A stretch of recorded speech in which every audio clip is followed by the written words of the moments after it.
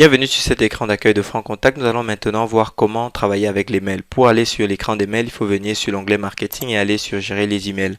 Et une fois que vous êtes sur cet onglet pour gérer les emails, vous avez un écran qui vous permet de voir le nom du message, ce qui est différent du sujet du message et vous allez comprendre dans le détail pourquoi tout à l'heure. Et puis vous avez plusieurs options. La première option vous permet de mettre un email dans vos favoris et donc de pouvoir à partir de l'écran de contact envoyer faire une recherche plus simple et accéder plus rapidement au mail que vous utilisez le plus souvent. Vous pouvez éditer le mail, supprimer le mail. Vous pouvez ici voir toutes les autres options, notamment les autres campagnes qui sont associées à ce mail. Déjà, je vais vous expliquer comment. Ici, vous pouvez voir tous les rappels qui sont associés à ce mail et là, vous pouvez voir toutes les informations complémentaires qui sont également associées à ce mail, notamment le sujet, la personne, l'adresse mail de l'expéditeur, etc., etc.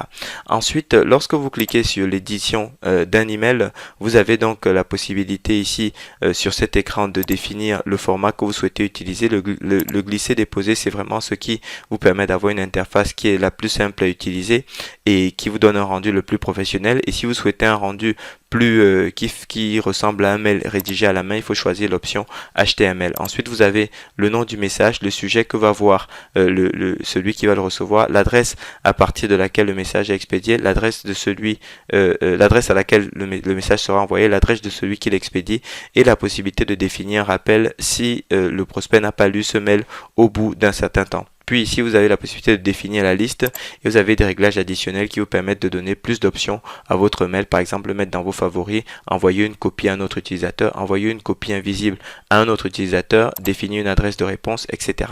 Ensuite, vous avez l'interface d'édition du mail à proprement parler qui lui fait l'objet d'une autre vidéo d'explication. Vous pouvez rajouter des pièces jointes en dessous. Vous pouvez ensuite mettre à jour. Vous pouvez également envoyer un test sur l'adresse mail que vous souhaitez. Vous pouvez évaluer le niveau de spam, la façon dont il sera analysé par les filtres d'anti-spam.